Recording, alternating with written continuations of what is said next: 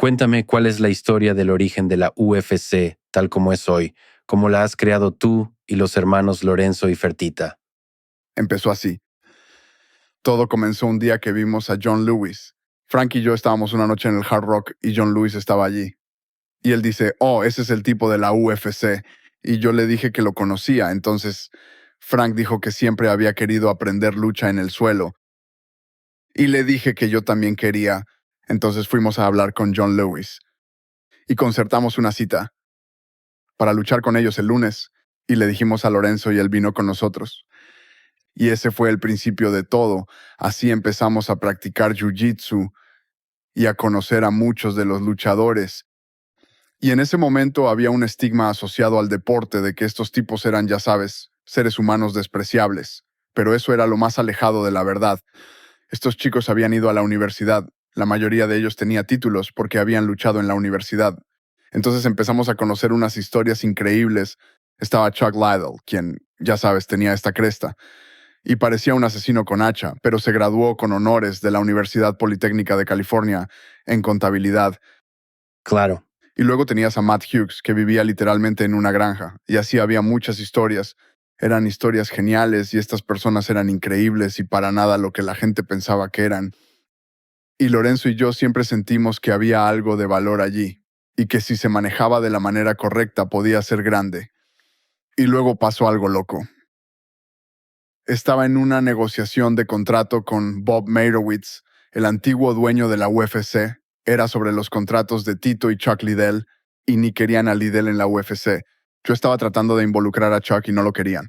Wow.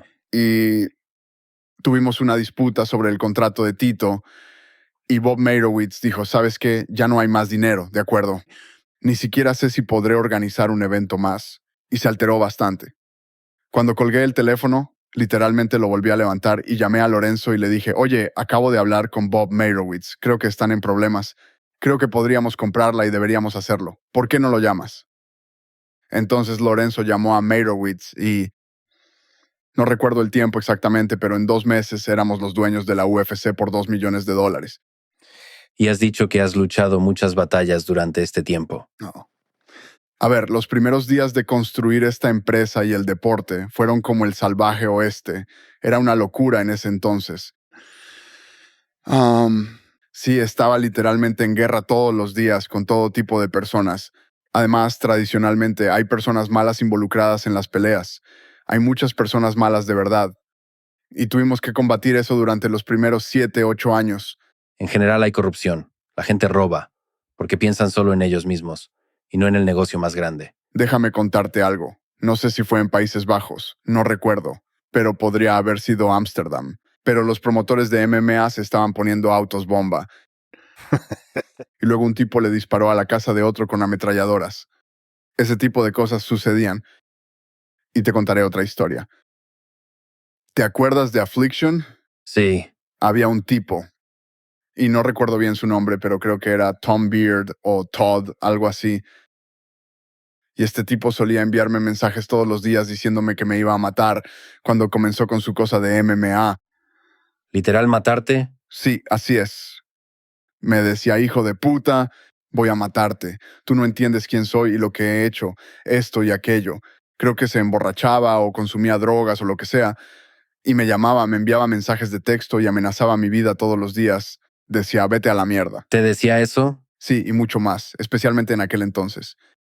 Pero sí, este era el tipo de cosas que pasaban en los primeros años. Este tipo era uno de los propietarios de Affliction. Y bueno, ¿qué puedo decir? No era una buena persona, digámoslo así. ¿Y qué tal el lado comercial? Es difícil ganar dinero en este negocio. Sí, no estábamos ganando dinero. Creamos sobre algo corrupto. Ah, los chicos que trabajaban para el servicio de pago por evento en ese momento eran corruptos. No eran buenos tipos. Y esa cosa era un maldito monopolio total. Dios, desearía poder recordar su nombre ahora mismo. Solíamos tratar con cierto hombre que era realmente malo. Y luego él empezó a manejar DirecTV, con quienes siempre tuvimos una muy buena relación. Y él es la razón por la que dejamos DirecTV y dijimos a la mierda. Entonces solo haremos streaming. No recuerdo su nombre. Tendría que preguntarle a Lorenzo. Entonces, en general, En todo este ámbito hay mucha gente mala. Sí, la mayoría de ellas. Hay que tratar con muchas, muchas fuerzas diferentes. Y tus manos están en muchos negocios diferentes, ¿sabes? Porque está el negocio de las sedes de pelea, el de las mercancías, el negocio de los videojuegos, el de los canales de televisión. Ya sabes, la lista sigue y sigue. Está el negocio de producción también. Es demasiado. Sabes, cuando empecé con esto, teníamos el mismo equipo de producción que estaba antes de que compráramos la empresa. No lo habíamos cambiado.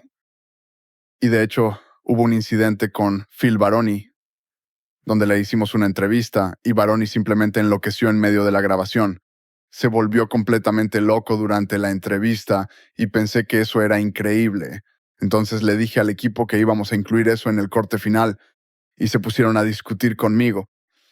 Decían que no podían hacerlo, que era poco profesional, y les dije que no me importaba, que eso era lo que íbamos a hacer, y les dije cómo hacer el montaje y organizar todo. Y luego estamos sentados en el lugar esa noche y me inclino hacia Lorenzo y le digo, espera a ver esta entrevista con Baroni. Lo quitaron. No lo incluyeron. Eran chicos que trabajaban como freelancers para Showtime en ese momento o algo así. Literalmente me levanté de mi asiento, volví allí, abrí la puerta del camión de una patada y les dije, si vuelven a hacer eso despediré a cada uno de ustedes. Y de todos modos terminé despidiéndolos a todos y contratando a un equipo completamente nuevo. Estas eran las cosas que pasaban al principio, y mucho más. Es que podría sentarme aquí durante 3 días y explicarte todas las cosas que solían suceder en aquella época. Era como el viejo oeste, hombre. Pero entonces, ¿cómo aprendiste a lidiar con todo eso? A despedir a las personas que no hacen un buen trabajo, ese tipo de cosas. A cómo ser un líder empresarial. Bueno, eso también es un tema, ¿sabes? Quiero decir, al principio había 2 empleados. Éramos una chica, la cual trabajaba para mí en mi otra empresa de antes de empezar a hacer esto, y yo. Y luego empezamos a incorporar gente poco a poco y a construir un equipo. Y en un abrir y cerrar de ojos éramos 10. Solíamos hacer fiestas de Navidad en ese entonces y eran entre 8 y 10 personas. Pero gran parte de esto se aprende en el camino como tal. ¿Sabes lo que sabíamos sobre producción cuando compramos la UFC? Tuvimos 2 o 3 semanas para organizar un evento. Y esto es lo que sabíamos sobre producción. No sabíamos nada. Tuvimos que estudiarlo, aprenderlo y tuvimos que resolverlo. Definitivamente sabíamos lo que queríamos, lo que nos gustaba y sabíamos lo que buscábamos. La verdad se trata de formar un buen equipo y creo que eso es una de las cosas fundamentales. Si hablamos de lo que he logrado en los últimos 25 años de mi vida, ha sido ser muy bueno formando equipos. Ya tienes una idea de cómo quieres que se vea el resultado final y luego formas un equipo que pueda darle vida. Sí, exactamente. Tienes que tener la visión, saber lo que quieres, porque sin la visión no hay nada. Eso es más o menos lo que hago. Mi aporte verdadero al negocio son mis visiones. Yo digo, ahora vamos a abrir un instituto en México y vamos a hacer esto, vamos a hacer aquello también. Y luego simplemente formas el equipo para que venga y ayude a ejecutar.